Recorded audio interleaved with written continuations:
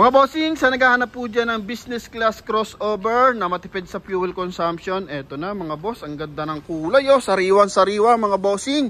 2022 model Volkswagen na T-Cross to mga boss. Tingnan mo naman yung interior niyan. Dashboard mga bossing, napaka-sporty ng interior. Then, napaka-business class ng kanyang roof mga bossing, pati ng mga upuan. Grabe. Sa brand new mga bossing, medyo mataas ang presyo nito, 1,390. I think mga ganun boss.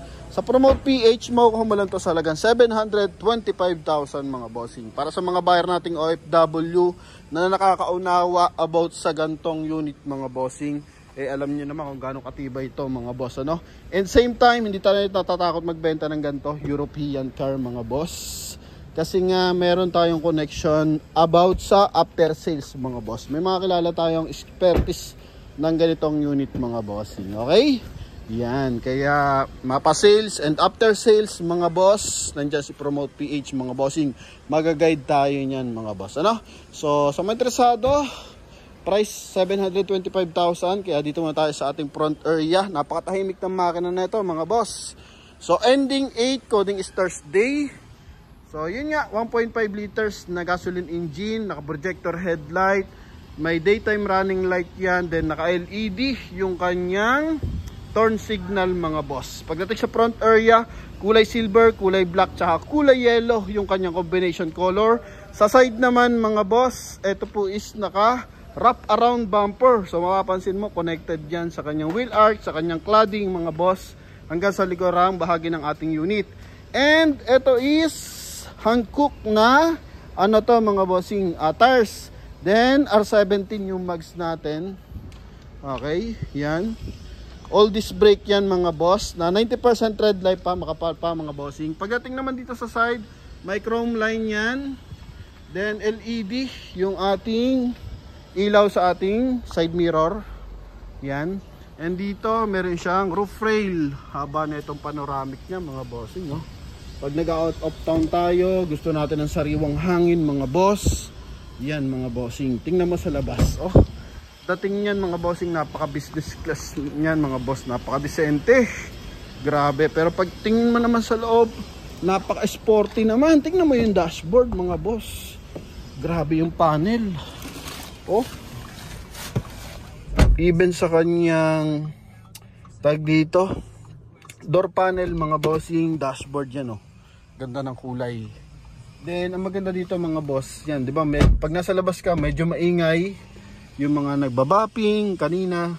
Pinakaramdaman ko habang nasa loob mga boss, napakatahimik. Wala ka maririnig na ingay mga bossing. Then naka D-type steering wheel to. May cruise control mga bossing, may departure assist.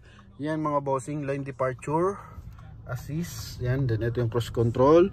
Then hands-free connection para sa ating 2D audio system with voice command na rin to mga boss. Ito ang gara. Then yung ating unit mga bossing is meron na rin siyang specs about dito mga boss. Pakita natin. Okay, yan about dito mga bossing. And ito mga boss, oh. Okay, nagbe-message siya kapag kailangan na ng change oil.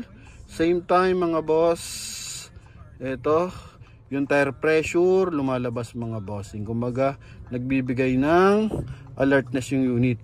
Then naka 2D audio system, Apple CarPlay. Then sa vehicle, and ito yung ating para kung tumatawag mga boss, so true voice command na yan. Okay, then dito mga boss, okay, balik tayo. May hinahanap ako isa mga bossing eh. Yung ating offline navigation. Okay. Wala pala siyang offline navigation mga bossing kasi may Apple CarPlay siya. Pag ano mga bossing, kapag Android, ito yung gamit. Baidu CarLife mga boss. Okay. Then sa re-review mga boss, ito. Yun, oh. Kitang-kita mga boss, ang lapad. Then pagdating dito sa ating dashboard mga bossing, buong buo yung panel.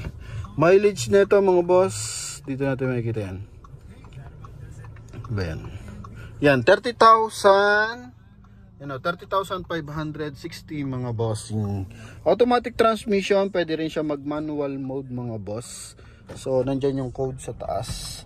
Yan, yung D1 na lumalabas mga bossing, pwede kang mag M1. So, manual mode yun mga boss. Then, ito yung ating aircon controls. Ito naman is pwede kang mag idling stop mga bossing.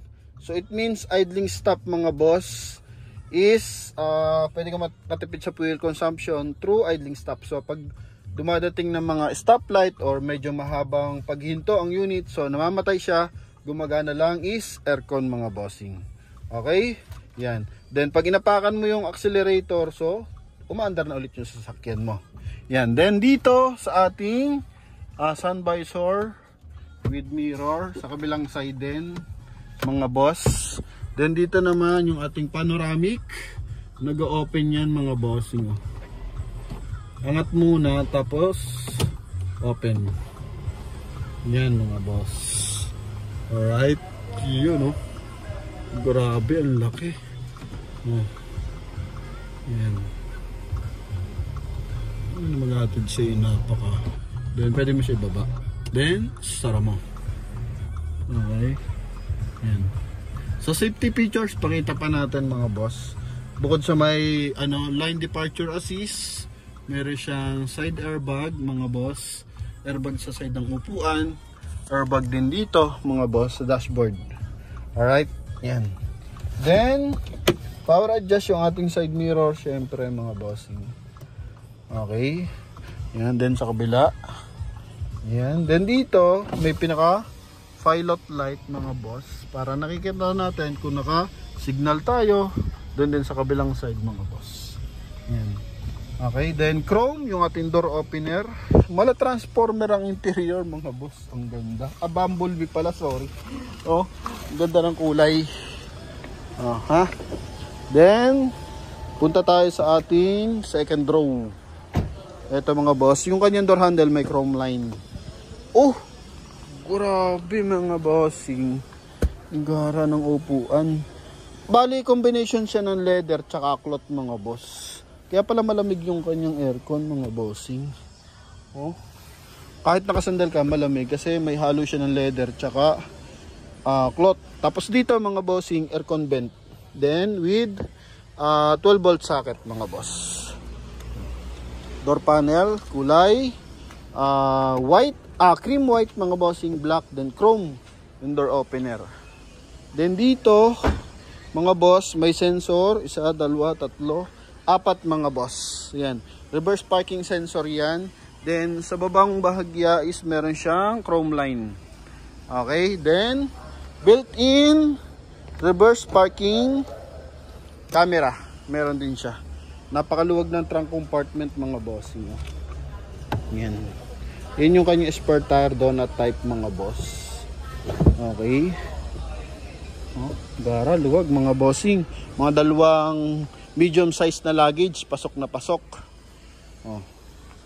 Wala tayong makikita mga gas dyan mga bossing. Ito maganda, meron siyang fender liner mga bossing na para wheel arch pala mga boss, na connected sa cladding.